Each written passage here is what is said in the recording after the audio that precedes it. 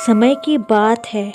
एक मछुआरा होता है, उसका नाम रतन होता है।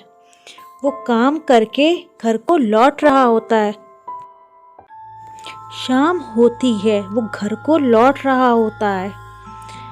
फिर रास्ते में एक नदी पड़ती है। नदी से आवाज आती है।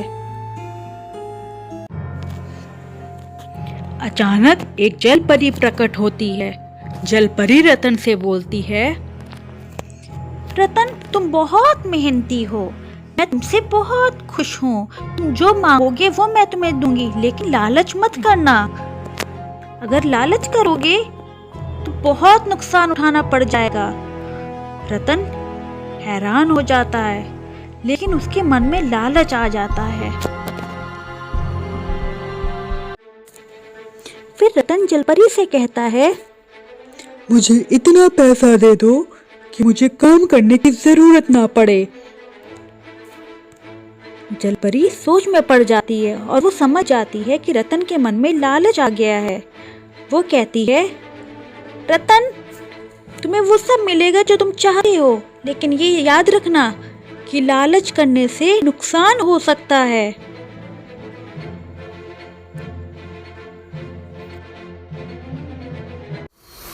जलपरी ये कह के अदृश्य हो जाती है।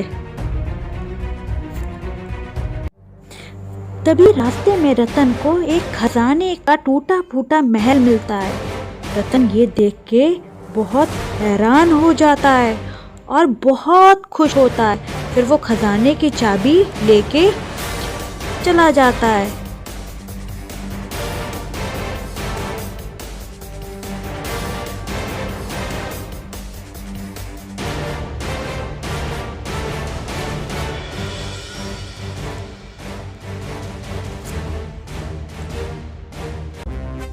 रास्ते में रतन को एक जहाज मिलता है जिसपे 3 डकैत होते हैं। पहला डकैत रतन से बोलता है, खजाने की चाबी मुझे दे दो, वरना अच्छा नहीं होगा। फिर दूसरा डकैत रतन से कहता है, अगर खजाने की चाबी तुमने नहीं दी तो तुम्हें खत्म कर दिया जाएगा।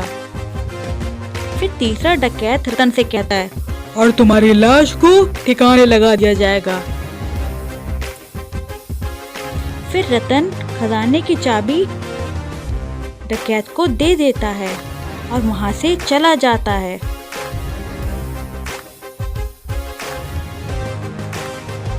तीनों डकैत बहुत खुश होते हैं।